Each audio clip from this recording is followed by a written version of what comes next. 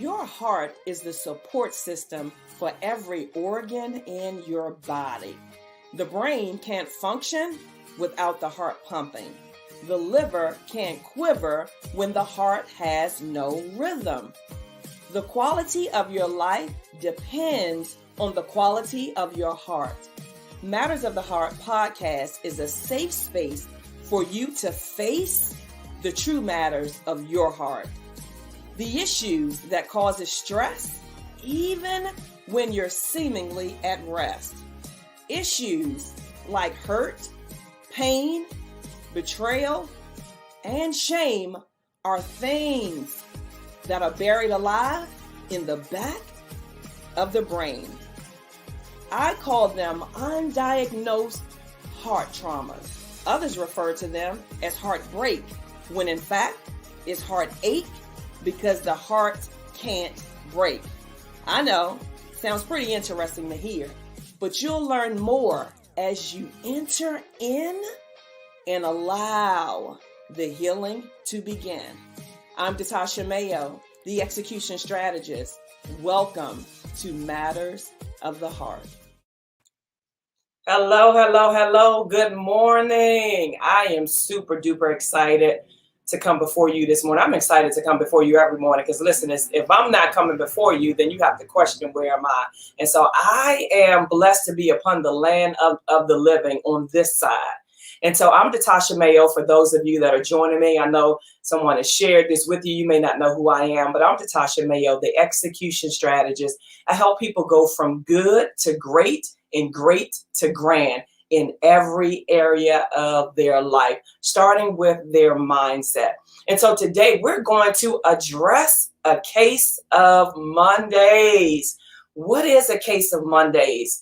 And so a case of Mondays is the day that most people dread. If you're on social media, and of course you are, because that's where you're viewing me today, you have seen people talk about, oh, it's Monday. Can we turn back the clock? Can I stay in bed? And on and on and on and on. And so I absolutely love Mondays. Like Monday is my extended weekend, but Monday is literally like another day of the week. In fact, I list Monday as another opportunity to show God's greatness in the earth.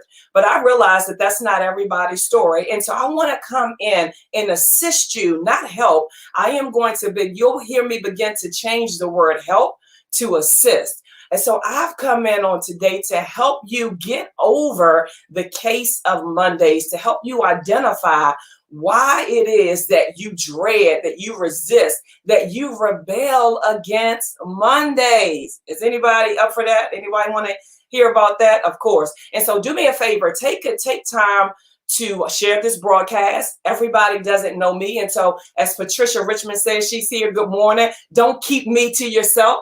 And so share me with your friends. There's going to be something, I guarantee you, there's going to be something, at least one thing that I say that will bless your entire life. And that's for everyone. So do me a favor and share the broadcast. Also give StreamYard give StreamYard permission to share your comments so that I can see who's commenting, what you're saying, and so that I can have a conversation back and forth with you. This is not just one-sided. I like to talk to you. I come to give strategies. I come to give breakthrough. I come to give real-time results. And the only way to do that is to know who I'm talking to, right?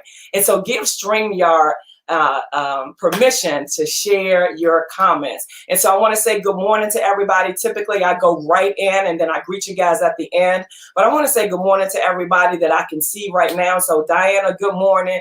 Q, good morning. Patricia, good morning. Yashika, good morning.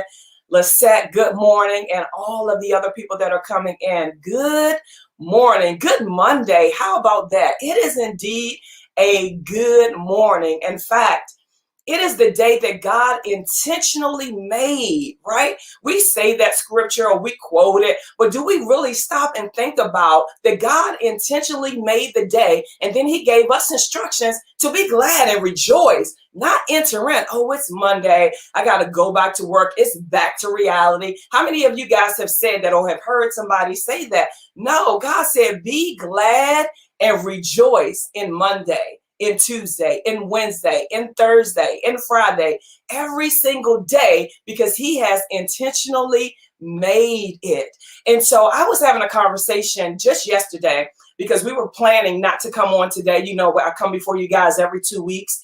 And so we were planning not to come before you guys this week. And I just felt a beckoning, a calling to come without any knowledge, to come to you with what? And so as we continue to talk, my producer and I heard him talk about Monday. I heard Monday in my spirit. And so we began to share about what is it about Mondays to have people up in a tizzy, to have people so worked up.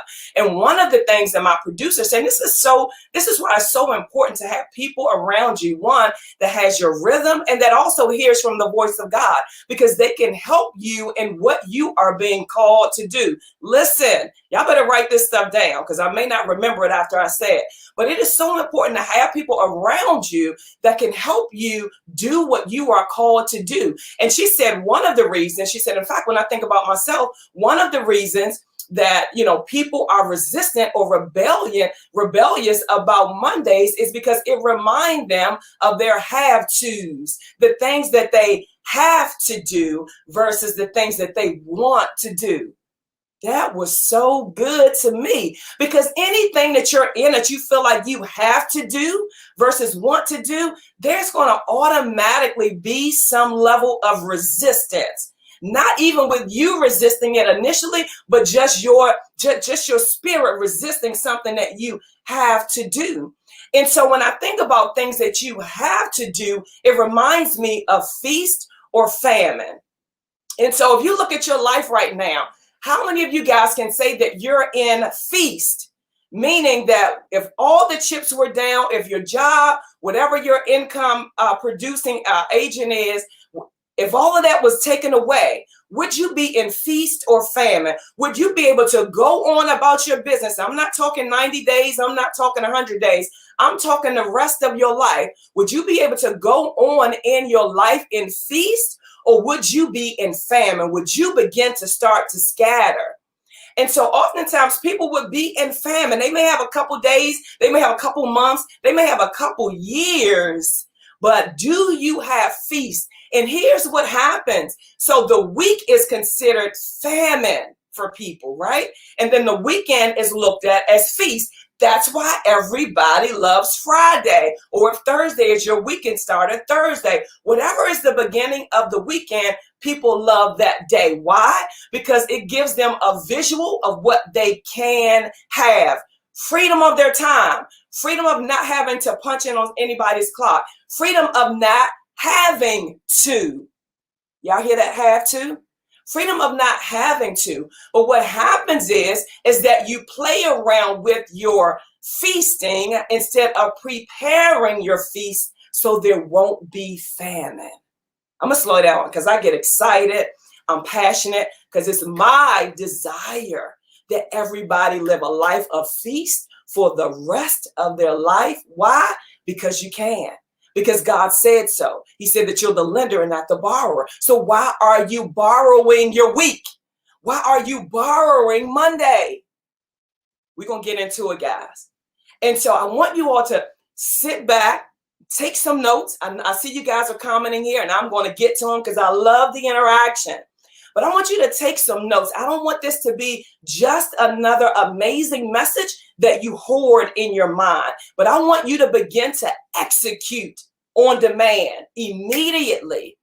And so we're going to start with your have-tos. Why is it that you feel like a Monday is a have-to for you? And I want you guys to begin to identify why you feel like Monday is a have-to for you. Most times it's because you got bills. That's the reality of it. I am not far away from the reality. I get it. You do it because you have to. But then there are other areas. There are other reasons of have-tos other than a mortgage, other than your family, other than paying bills. What are your have-tos? And when you begin to identify what your have-tos are, I'm going to help you get on the other side to feast in them for the rest of your life. For the rest of your life. And so On the feasting side of it, Friday. What does your Friday feel like to you? What does it do to you? Like you have this sense of freedom in your mind that you probably don't even realize, that I want you to tap into. What do I feel on Friday? What do I feel on Saturday when I wake up when I want to? Years ago, people asked me, what time did you get up? Actually, I get up when my body is finished resting. I get up when my body is finished resting. I don't wake up to an alarm clock. And I did that before I retired. I wake up when my body is finished resting. And oftentimes that's what you do on the weekend. And so you love it. Or you do it on vacation and you love the feeling of waking up when your body is rested, finished resting, or waking up and doing whatever it is that you want to. And so we're going to reverse engineer that and begin to prepare you to do that every single day of your life, even on Mondays. And so I want you guys to say, thank God it's Monday. I want you to type that in the comment. I'm excited that it's Monday, because what you think you will have. And so when you enter into the day defeated, stressed out, that's exactly what you will reap. That's exactly what you will get back. And so let's change the mindset about Monday. Now I want to give you a practical tool as it relates to inspiration. You look at other people and you're so inspired by their lifestyle. You're so inspired by their story, but you don't have enough inspiration to replicate that in your life. Why? Why? Because you believe possibly that it's for them, that it's not for you. Or they were born with a silver spoon or born into money. It's not the case. It's their mindset. It's their decisions consistently. You know, oftentimes people do just enough to get out of famine. And the moment that they're out of famine, they stop. But you will never be in feast for the rest of your life doing just enough. Take, for example, the squirrel. They are always gathering nuts. Why? So that they're never in famine. So that they're never in famine. And so I want you to identify one person that inspires you, that motivates you. And I want you to identify what the one thing is about them that motivates you, that inspires you, that have you imagining what their life is. Because it's an imagination. You never know what a person's life is if you don't live their life. So it's imagination that have you thinking that their life is so amazing. So I want you to identify, what is that one thing? For me, my inspiration was time freedom. And so I began to say, what would it look like to be an owner of my own time? I began to imagine that, but I saw that in somebody else. And sometimes, majority of the times, it takes you seeing somebody else doing it to even think that you can. And so I want you to identify, what is that one thing that inspires me about that person? When that person shows up or I see that person, I'm inspired. What is that one thing? And then I want you to take that one thing and apply it to your imagination for you. I then want you to take that one thing and put it in the comments so that I can help you in the imagination. You see, Holy Spirit was my imaginary best friend as a kid. I didn't know it. I didn't know that it was Holy Spirit, but I knew that I had this amazing imaginary best friend that was leading and that was guiding me into things, and they would just happen. And so, of course, I stayed connected to that imaginary best friend, because when I followed what he said, it happened. And so in that imagination comes simulation.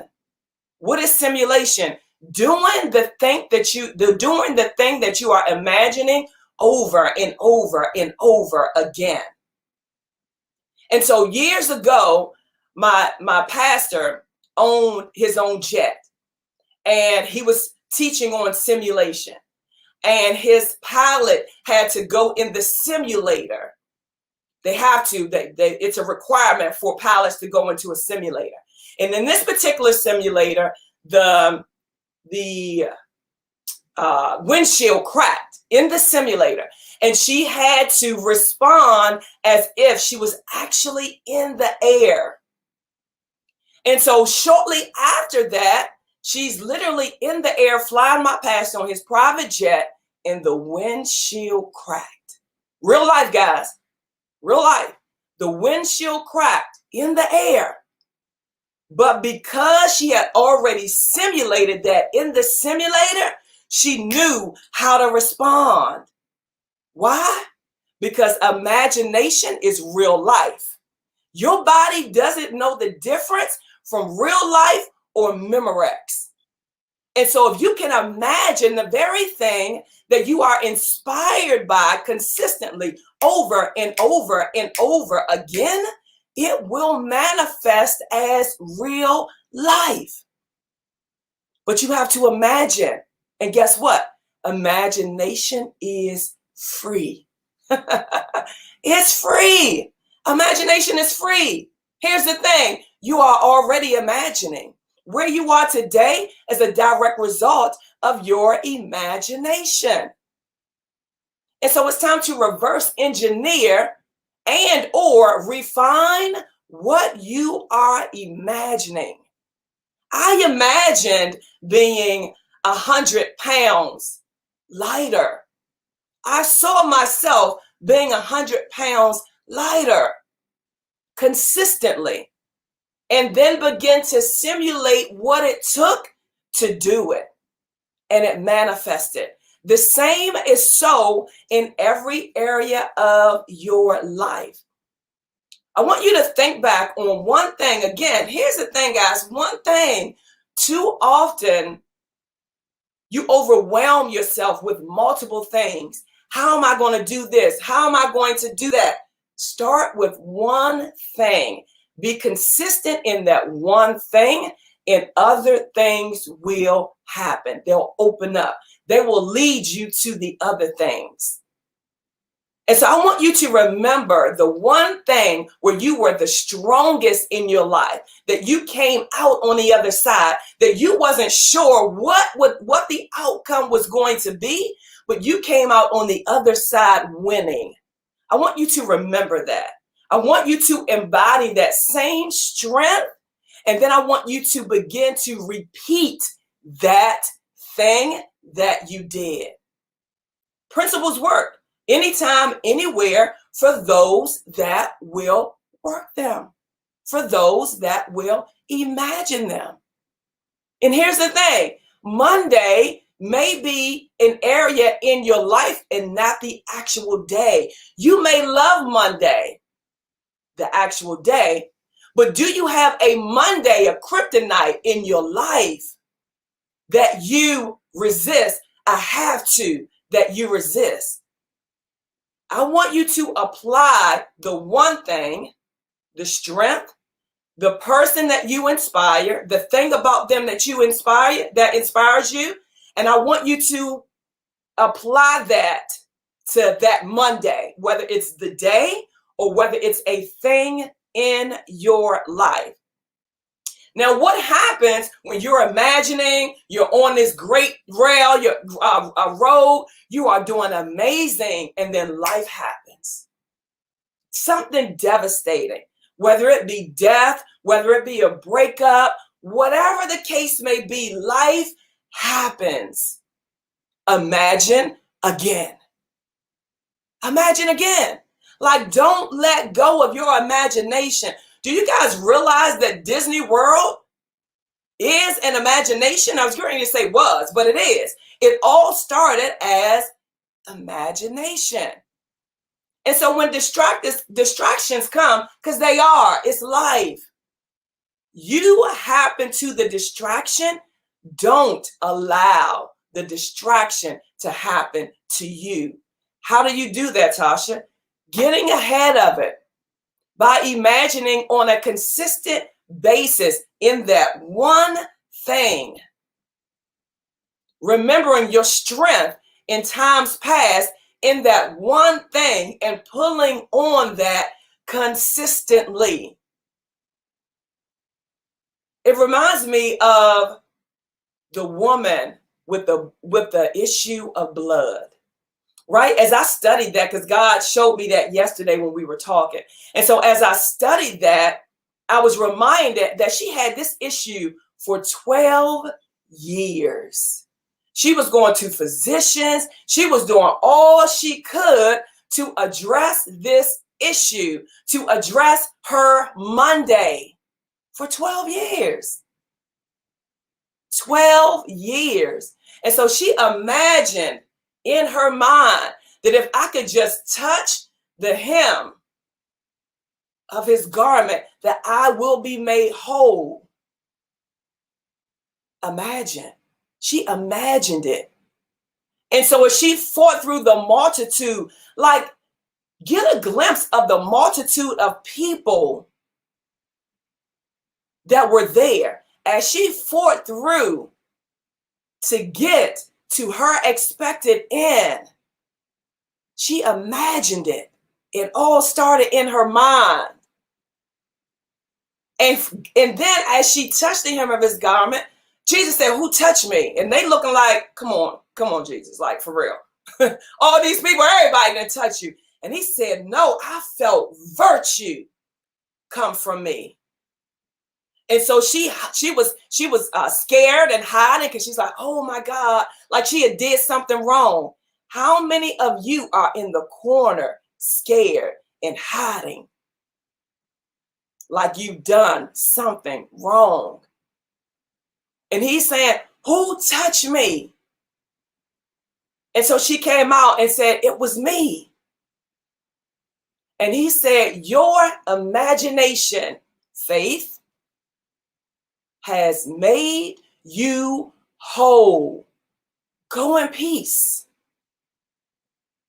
And so I'm saying to you, your imagination coupled with execution, she imagined for over 12 years that she will be made whole if she could touch the hem of his garment. And then she executed on the imagination. That's that consistency. And so your imagination will make you whole. Your imagination will manifest the very thing that you think is impossible. Go in peace. What does that mean? Go in peace. Go in peace is get outside of your own self-sabotaging thoughts. Get away from the people that aren't in alignment with your faith. Go in peace with your imagination. Go in peace. And so I want to go through and see exactly what you guys have shared so that I can help you get to the other side of your imagination. That thing that you've been inspired about all your life and you don't do anything about it, or you do just enough and then it becomes not enough. What is that thing? And so Q, you said freedom. I want you to unpack that a little bit for me, because it could be freedom with your time. It can be freedom with your mind. It can be freedom in a relationship. It can be freedom in a health, in your health. And so unpack that. Be very specific. And that's what you have to do with your imagination, guys. You have to be very specific. The room I'm in now started as an imagination. The gym that I own started as an imagination. The life that I live started as an imagination that I consistently cultivated over and over and over again. What is the thing that inspires you that you think is beyond your reach? What is the thing that gives you strength, but then you say, "Oh, that's for them over there"? What is that thing? What is it about Monday that you hate. The have-tos. What is it? And so Lisette says, my one thing is time freedom. And so time freedom is beginning to take your time back with what you have now. What does that look like?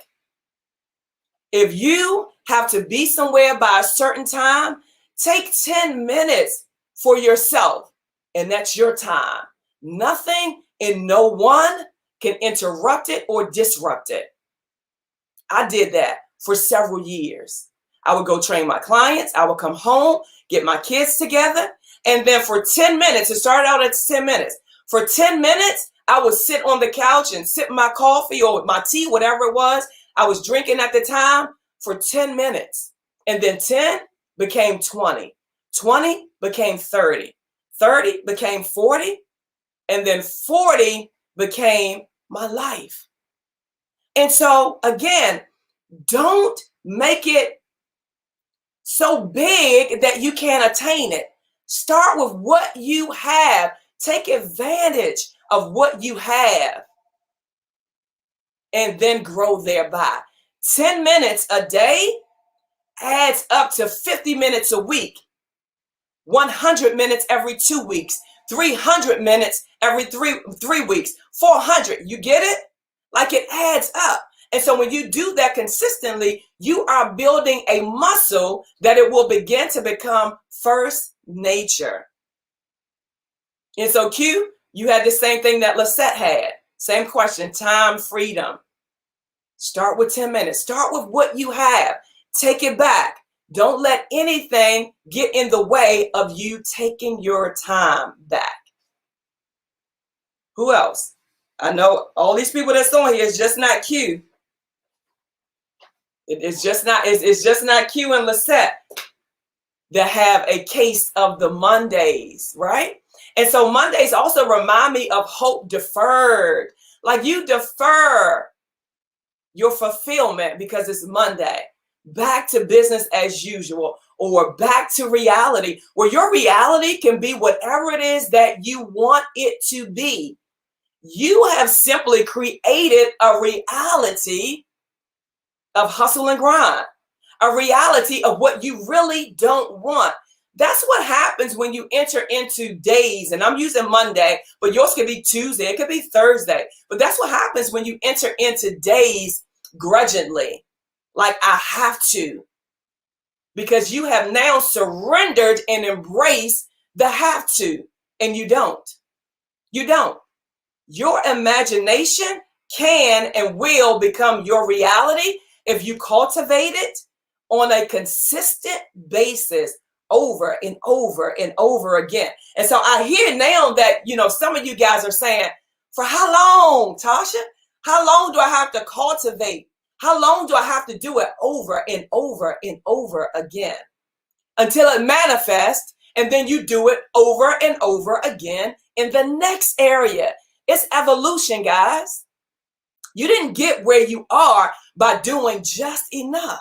Some of you guys have been on your job 10, 20, 30 years. So just imagine if you said, how long do I have to go to work? Well, you got to go as long as you want a paycheck. And so you go because you understand the exchange. The same is so with your imagination. Understand the exchange and you will make the change.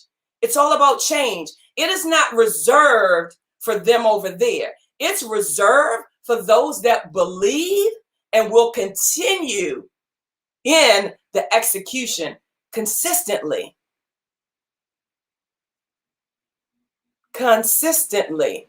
And so you have to understand the exchange in order to continue to change. What are the Mondays? And I hear that, mundane. Like, some things are just so mundane that you don't want to deal with. Not all your life, but there are some things you're like, I don't even want to deal with it, but I'm doing it because I have to. And so let's not continue to defer our hope to the weekend. God has so much more in store for you during the week. And so that freedom, that that encounter that you have on the weekend, that's fulfillment. And so let's take that encounter, that freedom, that fulfillment from the weekend and begin to prepare it during the weekday and then ultimately for the rest of your life. I told you guys at the beginning of this broadcast that Mondays are my extended weekend. How do you think that happened? I imagined it. I like how I feel on Saturday and Sunday. It seems like the weekend isn't long enough. How many of you guys have said that? We all have said that, a time or 10. And so now that I own my time, let me extend my weekend. And so what I imagine manifests because I do the work on a consistent basis. Do distractions come up? Most certainly. But guess what? I distract the distractions. In fact, I disrupt distractions that they don't even come. Oh, I thought about going over there, but it doesn't even matter to her. Literally. Literally. And so I disrupt the distractions. And so that's what you have to do because distractions are going to come. Be integral with your imagination. Be integral with your inspiration. Like integrity says that this is mine and I am committed to the finish of it. Your imagination is yours. It's free. It's the awesomeness that God has given you. Honor it. And so Lisette says, how do you disrupt distractions? Great, great, great, great question. And so when distractions come up, you continue in the thing that you have imagined. Years ago, I used to use a statement, storm the gate. And people will ask me, what does that mean? What does that look like? And so the best visual that I can give you at this moment, and hopefully all of you guys have seen this movie, Tyler Perry's movie, when he's in the car and they're going to the house where his niece was put out. The husband put her out and brought his mistress in. And so there are security gates. And so he's in the car. And so the security gates serve as a distraction. It serves as a stop. It serves as a slow down. In his mind, he had to get to the house, get in that house. And so he continued to drive right through the security gates. That's how you disrupt distractions. You storm the gates. You hit the pedal more. You accelerate at a higher pace. That's how you disrupt distractions. Great question, Lisette. Great question. Yes, Q. Storm the gates. Storm the gates. Pick up speed. You can't go about life at the same pace thinking you're going to get something different. You're not. You are not. In fact, if you slow down, you will get ran over. You talk about being left behind. No, you will be ran over if you slow down. Just imagine getting on the beltway doing 20 miles per hour. What's going to happen? What's going to happen? They're going to run you off the road. And so the same is so with your life.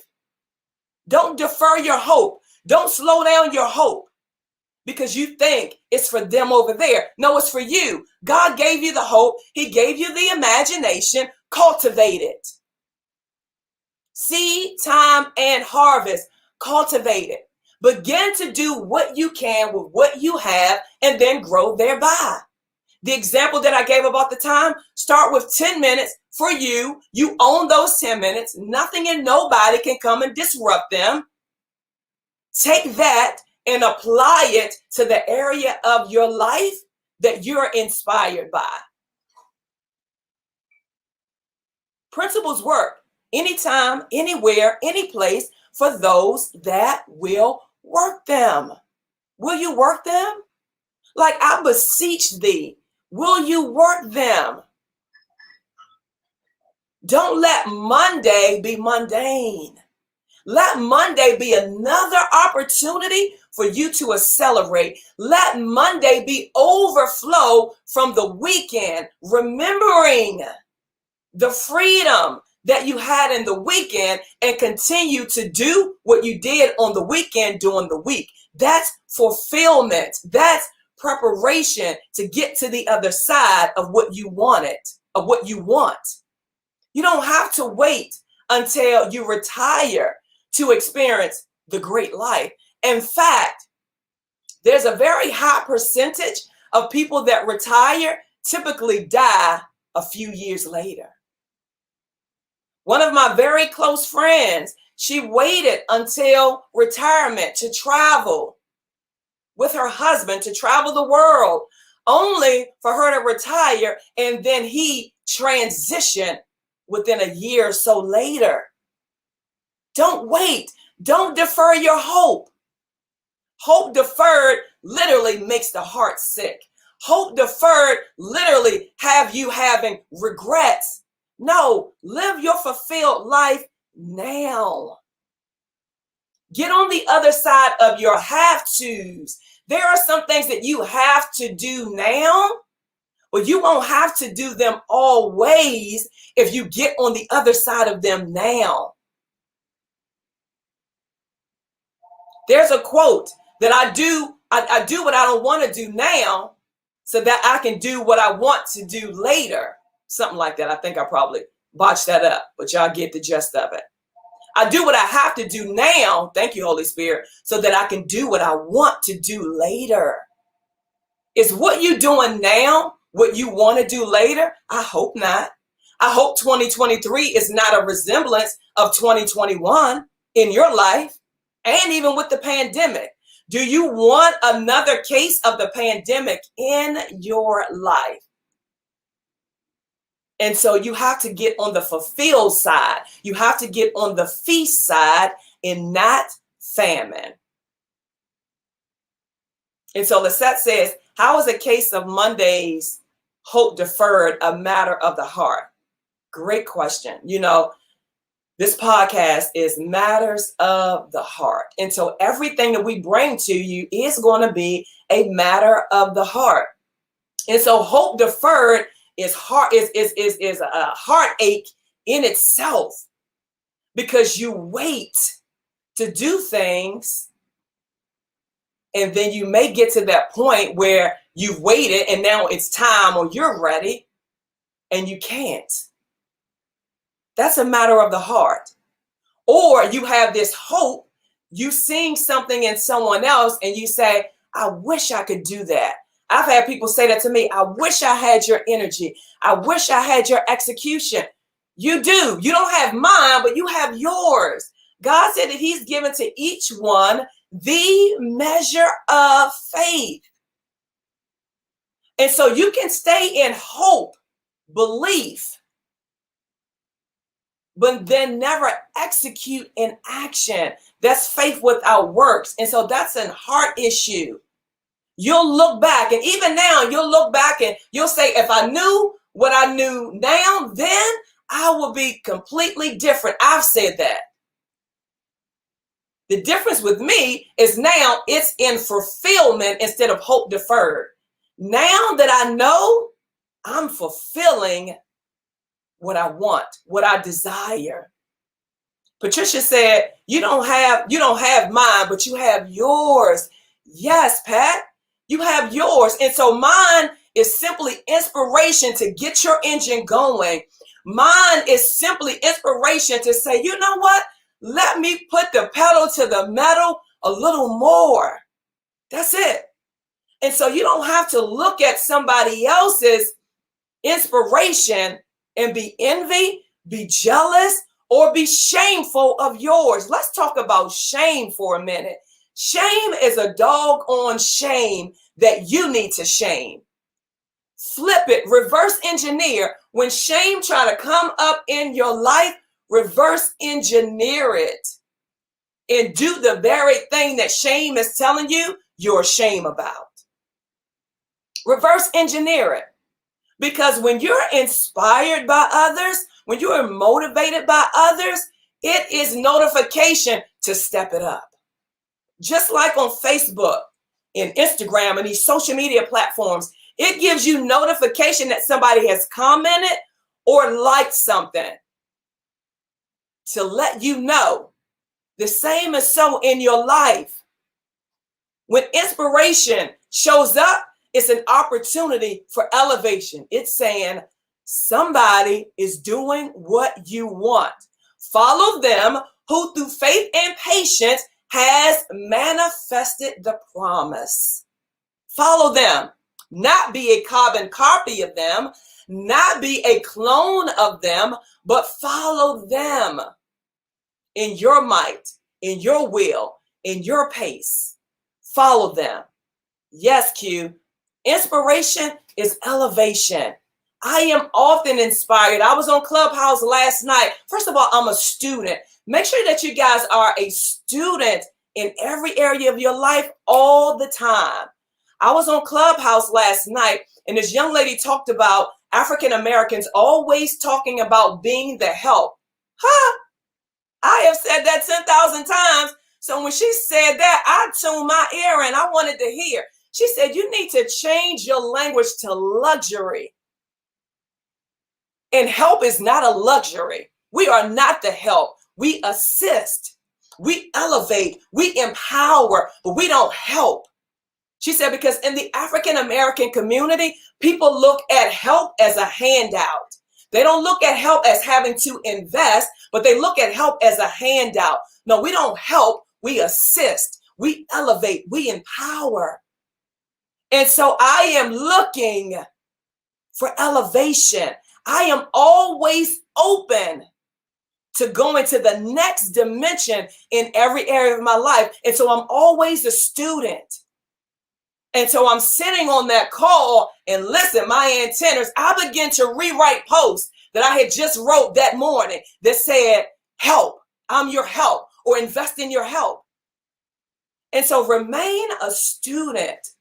Better is always available. So in that situation, she inspired me. And then I went to see who said it so I can follow her. You see, I'm not her, have no desire to be her, but I'm inspired by something you said. Now let me check you out to see if you can inspire me some more. That's what inspiration is supposed to do. Elevate you, not shame you. Elevate you, not for you to envy. Elevate you, not for you to be an offense, right? Because it's amazing how we can take what somebody says and flip it, right? I'm not the help, or I don't look for handouts. No, what she said was very true.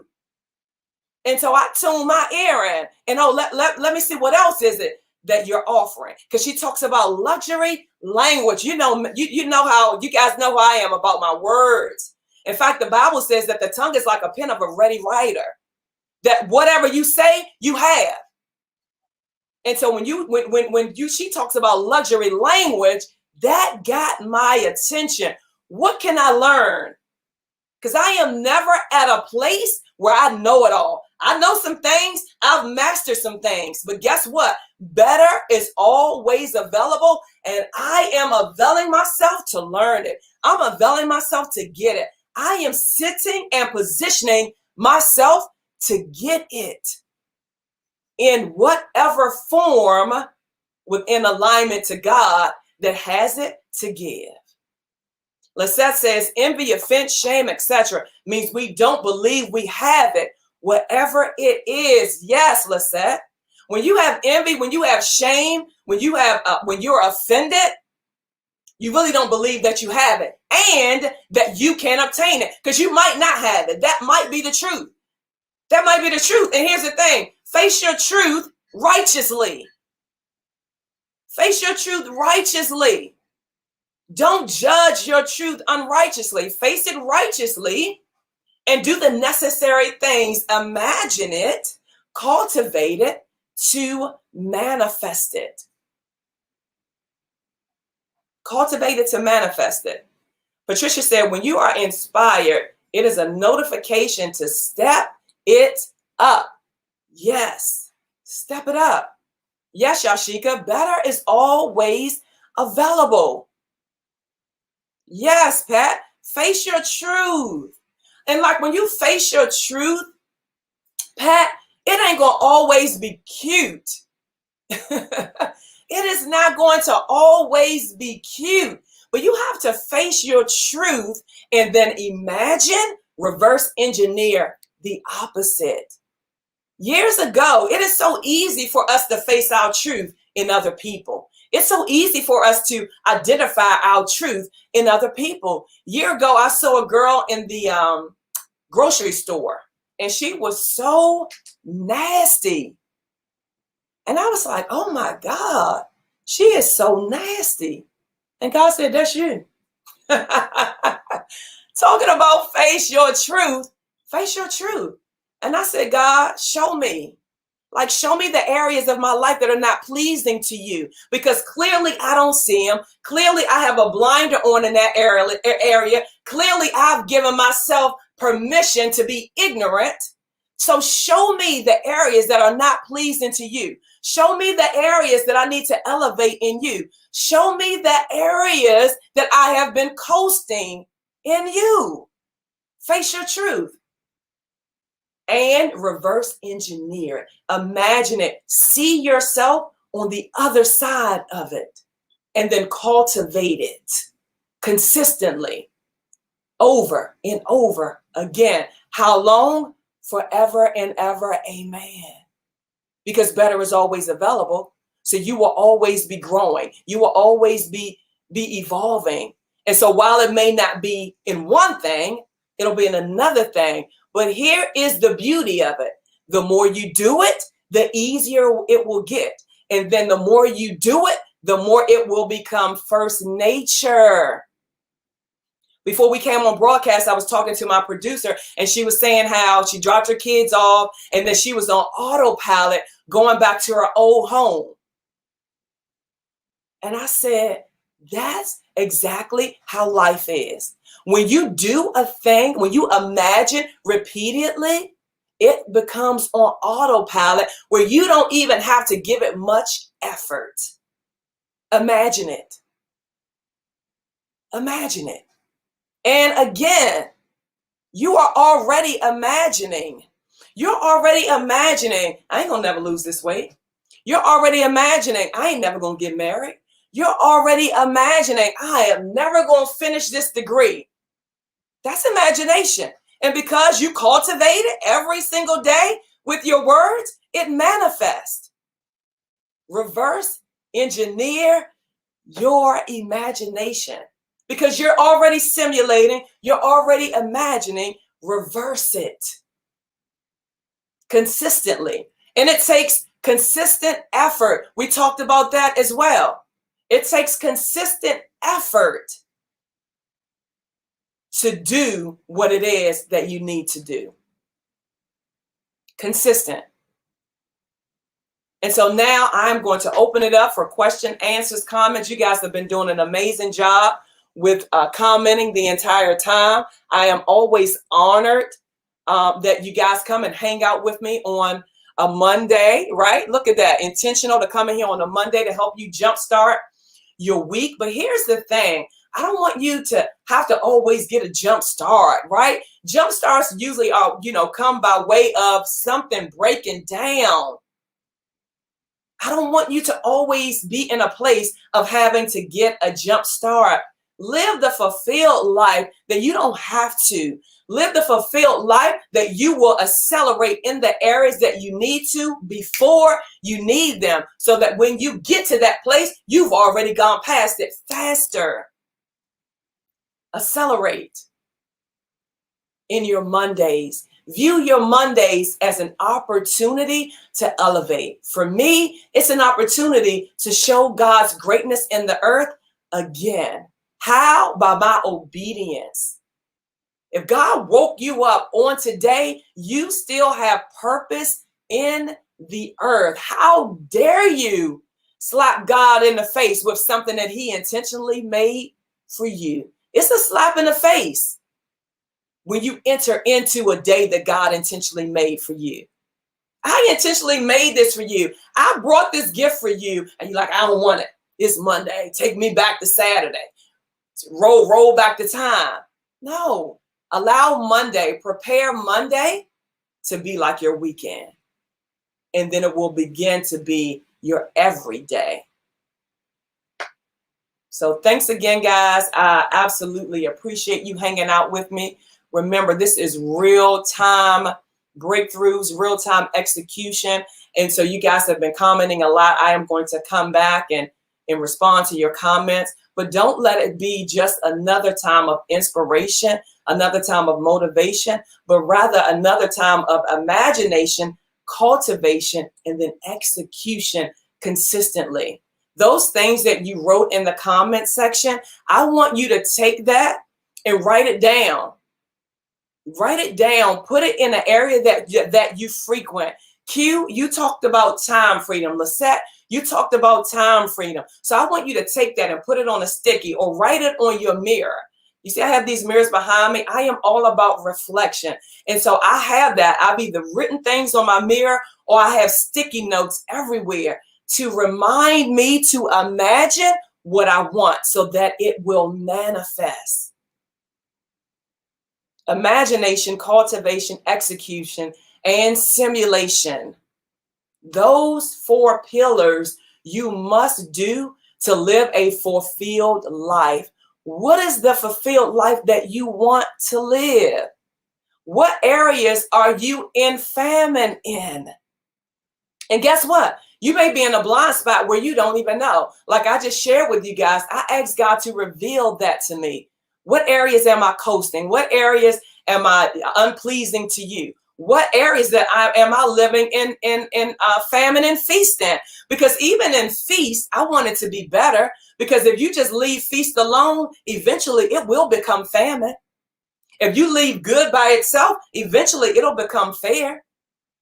And so what are those areas that needs to be improved, that needs to be elevated? What are those areas that you look at someone else and you're inspired by, but you leave it over there for them? Imagine it for yourself. Cultivate it. And then execute in the time and in the opportunities that you have. And then remember, when distractions come, not if, when, because they're going to come, storm the gates. Storm the gates. Remember Medea going through the security gate, breaking it. If they are in your way, knock them down. Knock them down. And so I don't see any comments or questions. And so Yashika says, thank you for hearing from God and always bringing a word to the community. You are absolutely welcome, Sheik. It is my sole pleasure to share, to be the vessel that God used in this season, in this time for his people about matters of the heart. If your heart is sick, so will your life. If your heart is hard, so will your life. And so if you're having a hard life, your heart is hard. And so there's some things that you have to unpack. There's some things that you have to forgive. There are some things that you have to see yourself different. And so matters of the heart is a real thing, guys. And it's time that we address them. And so, yes, she storm the gates today. Storm your Monday today so that your Monday will begin to replicate your vacations, to replicate your weekends, to replicate the freedom that you feel when you don't have to do something that you really don't want to do. Storm the gates. All right, guys, have an amazing Monday because you can. I'll see you guys next week. Actually, next week, I will be on here with my ex-husband talking about relationships after divorce. It's called The Husband. And so anybody that's in the midst of a divorce or have divorced, and here's the thing, ours is about divorce, but it's also about relationships. And so it's not just limited to divorce, but it's also if you have relationships that has been strained, because relationships are very near and dear to my heart. And so when relationships dissolve, it is literally feels like a divorce. And so my ex-husband and I will be on here next Monday, 9 a.m., talking about relationships, friendships after divorce. And so you guys don't want to miss it. I want you to invite all of those that are connected to you that, may need it, or if they know someone that need it. I want you to share it with them, because you are going to get some real, some raw, some truth. And that's going to help you break through in areas of your life that you probably didn't even know needed to be broken through. I'm talking about getting to the heart of the matter. I'm talking about getting to the root that caused the divorce. I'm talking about getting to the root of who you are that you don't like, that has now transferred over into your marriage.